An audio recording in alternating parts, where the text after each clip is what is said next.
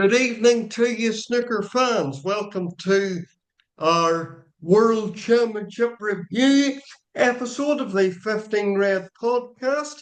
I'm Scott MacArthur, coming to you from County Tyrone in Northern Ireland, and I'm joined for probably the final time this season by my co-host Kelly Barker. Good evening to you, Kelly. Good evening, Scott. How are you doing? Hope you've recovered from the Crucible Marathon and yeah, ready for a little summer break now before we all start again. Indeed, yeah, indeed. Now, we left you at the point of the semi-final, so we got quite a lot to get through. So we're just going to plough straight on. But what extraordinary semi-final lineup we had first of all, and then we'll get into the matches. So, what are your views on before we get into the matches? What were your thoughts on the lineup as it developed? I suppose. I thought it was a tremendous lineup for the last four. I thought we had youth, relative youth in Xintong. He'd never been that far in the tournament before. We had great experience with Mark Williams and Ronnie O'Sullivan. And, we had quite a bit. I thought he was a reasonably warm favourite in Judd Trump for the title. But, what do we know? It never turns out quite how you expect it. But I thought we had certainly Xingtong and, Williams and Judd. I thought that was a fantastic semi-final. And Xingtong's performance as well was, couldn't fault it. Played really, really well. No nerves, or he didn't show them anyway. And I thought two really interesting games we had there towards, for a place in the final. Yeah.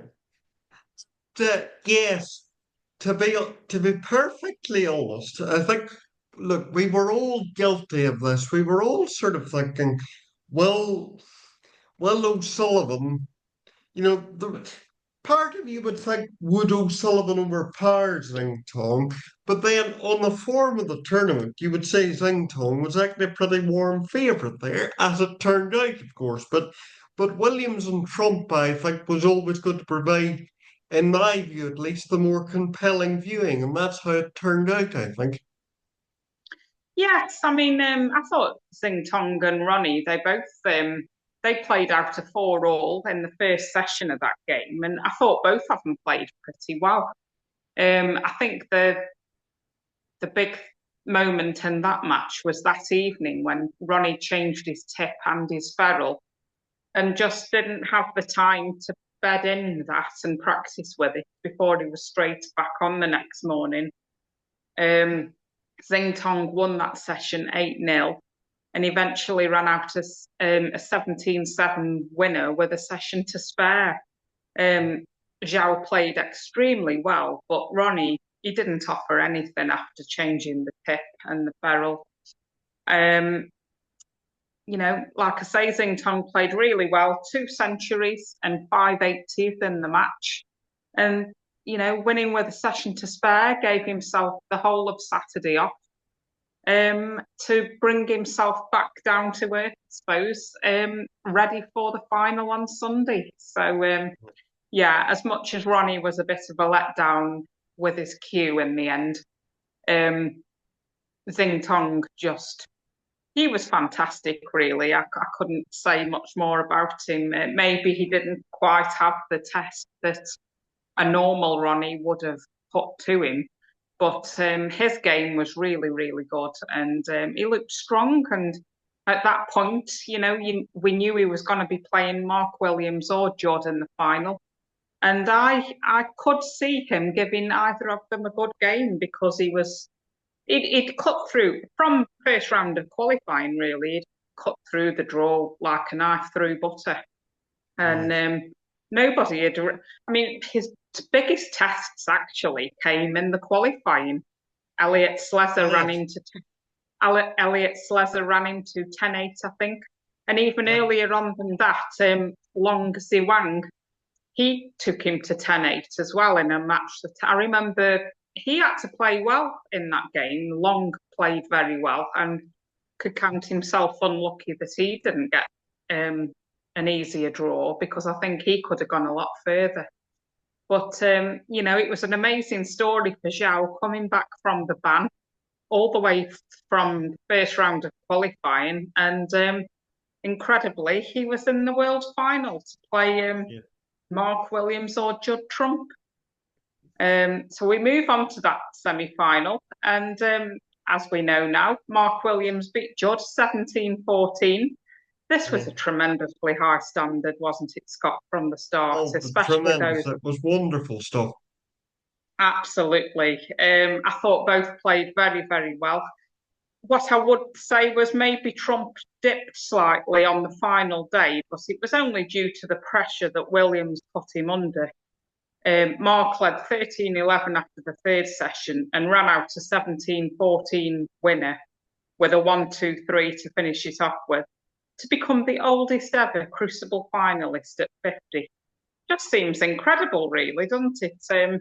I mean, we think back to Ray Reardon reaching the final in 1982. I think he was 48 at the time. Yeah, yes, Um, yeah, yeah. and but Mark looks younger now than Ray did then, even though he was, he's a couple of years older. But yeah, so we had our final, Mark Williams against Zhao Xintong. What were your thoughts going into it? To be honest, I thought, the four would probably have told you that Zhang was going to give him a pretty stiff game, but I actually thought that Williams's ring craft would have got him. I'm a bit of an old traditionalist, as you know, in many ways, and I just thought that that sort of superior nous around the table and experience, because that was Williams' final, for goodness sake. So, I just thought that Williams might have it. But I mean, take nothing away from the way Xingtong played. I mean, he's truly superb. He was He was. he was revelatory, absolutely revelatory. I mean, we'll come on to the wider implications in a moment.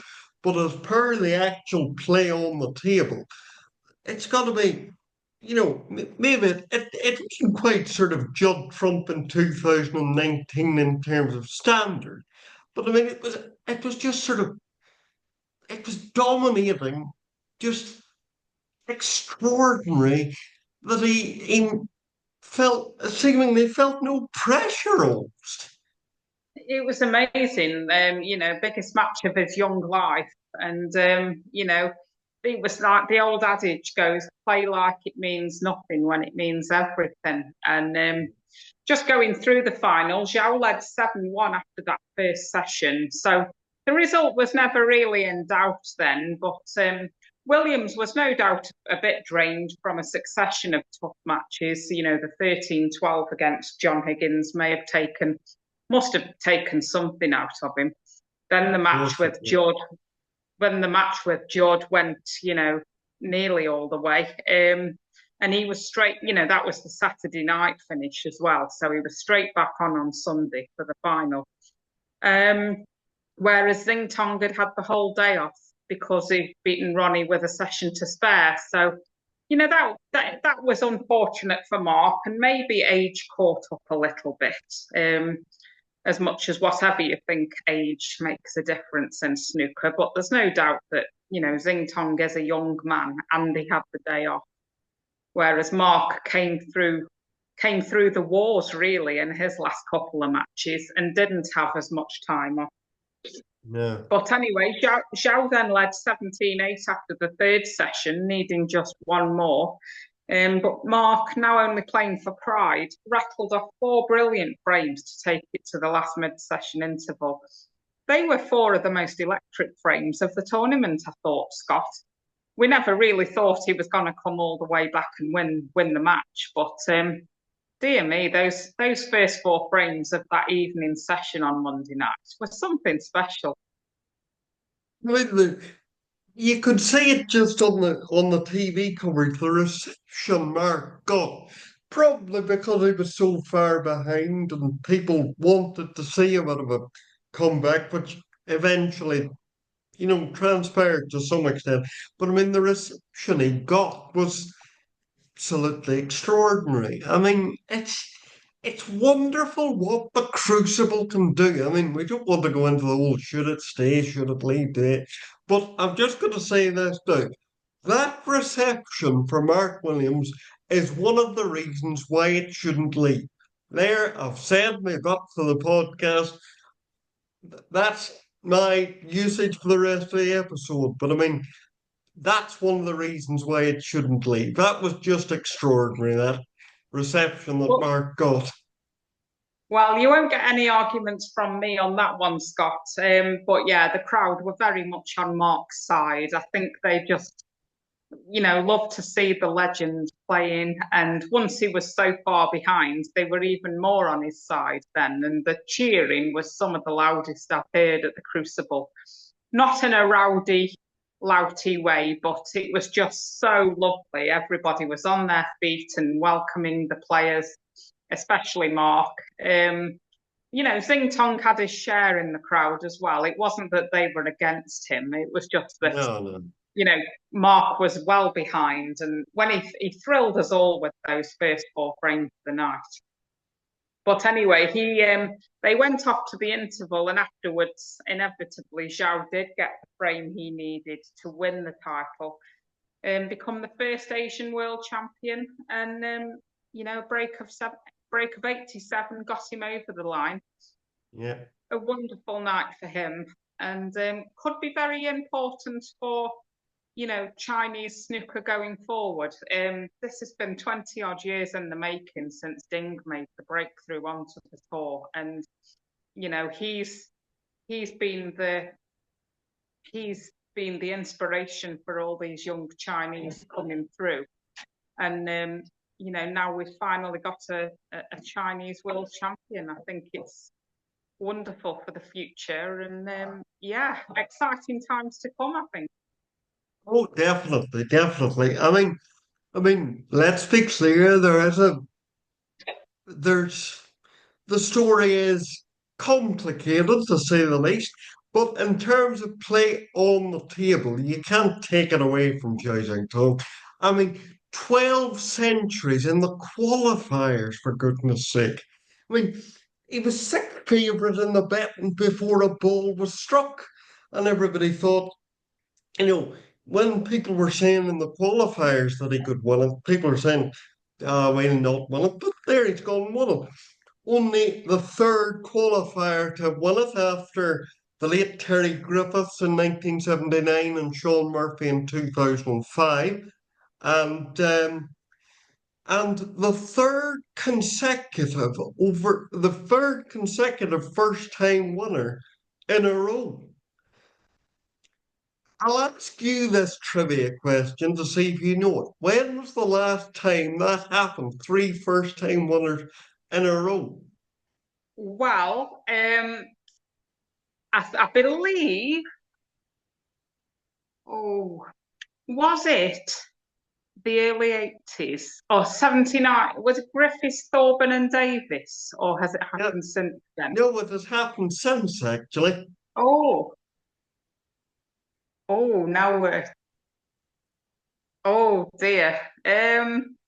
Well, I'm gonna have to think about that whilst we're talking because if it's Yeah. happened since then, I probably was there. Is it in my years of being there? Uh, what's your first year? 98. Uh, yes, you would have been there. Oh, I Yes. would have been there. By the end of the episode, I'm gonna have thought of this. So Yeah. yeah, let's Yeah. carry on. Yeah. I'll leave that hanging uh, Yeah. for the rest of the episode. Yes, but on the wider implications, it's monumental for Chinese snooker. I mean, the word historic is overhyped in all sorts of fields, really, sport, politics, culture, that sort of thing. But this is genuinely historic. This is genuinely momentous. This is something that we're going to be talking about for many reasons, for 40 or 50 years or 100 years to come, because it could, no guarantees, of course, but it could mark a bit of a shift in power-based up. The British players are getting worse, but obviously at the moment there seems to be quite a concentration of really good players from China. So it'll be interesting to see where things develop from there. Will we have some new Chinese tournaments on next season's calendar, I wonder, or maybe in future seasons? But we'll wait and see on that. Yeah, What are and, your thoughts and on that, if you like, the wider sort of well, if I may, implications? if I may, I think I can answer your question now.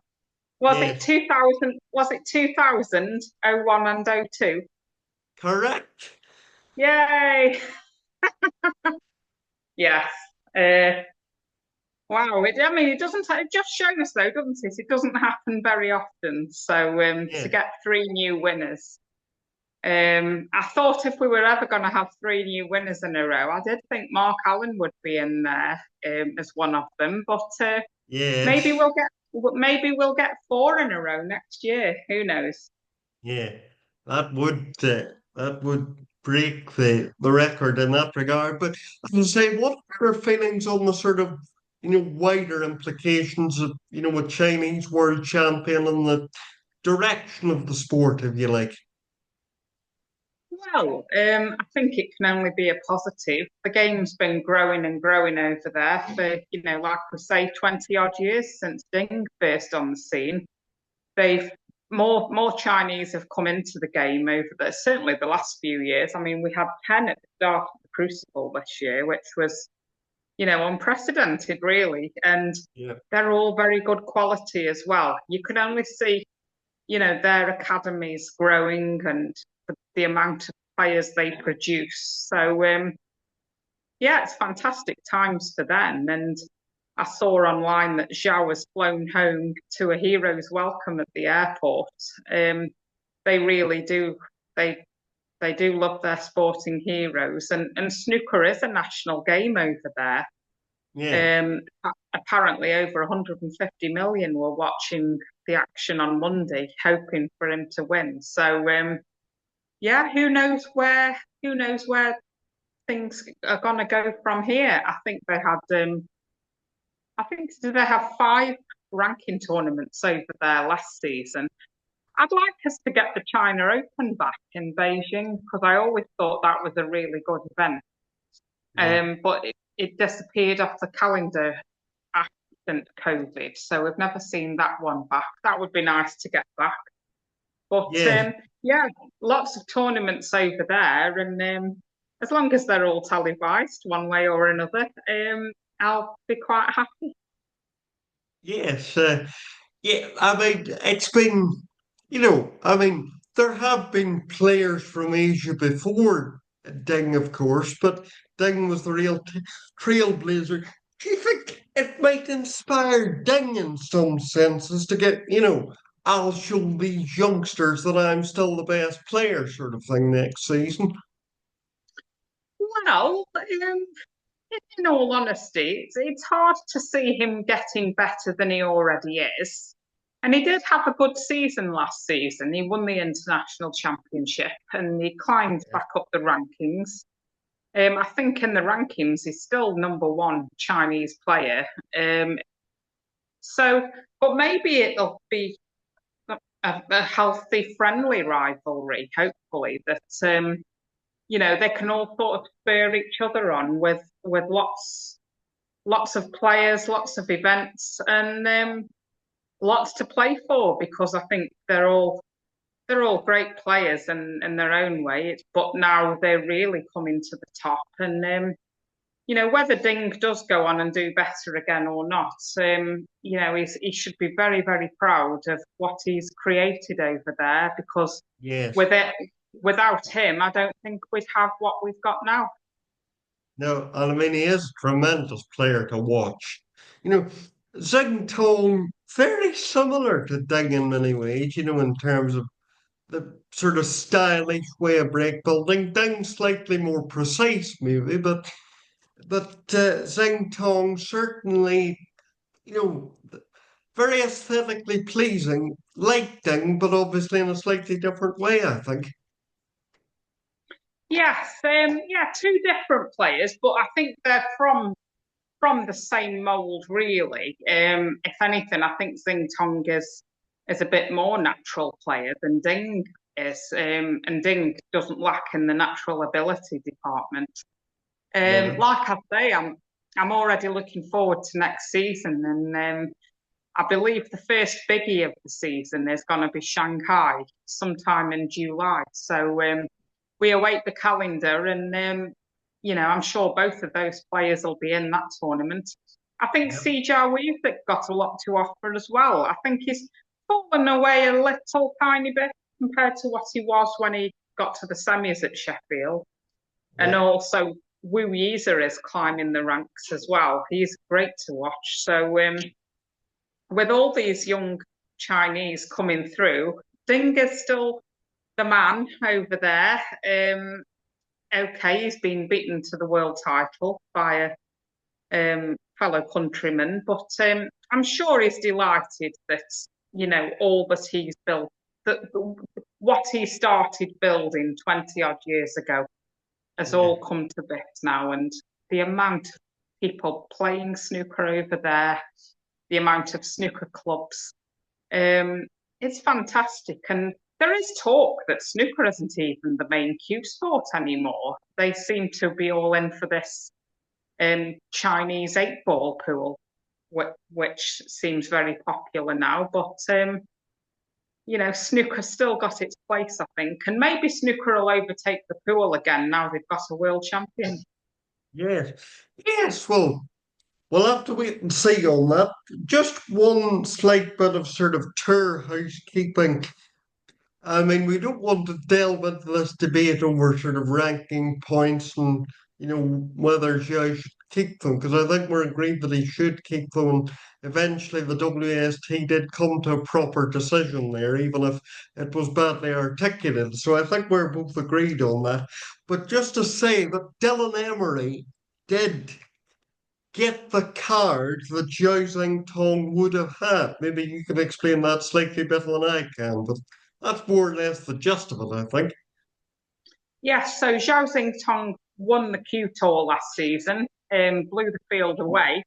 But because he did so well in the World Championship with all those points, he's gained a ranking through the World Championship. So he'll start number 11 this season. It can be a bit confusing, I guess. But basically, Zhao doesn't need his Q Tour card now because he's got a ranking of his own. So next in the Q Tour list, Dylan Emery, he takes that tour card. So I'm pleased to say that we'll be seeing him back next season because for me, he's a young lad with a lot of talent, and Yeah. I think he's only going to get better. So I look forward to seeing him again. Yes, yes, very much so. Just to say that, as I mentioned at the start of the episode, this is probably going to be our last podcast for a little while.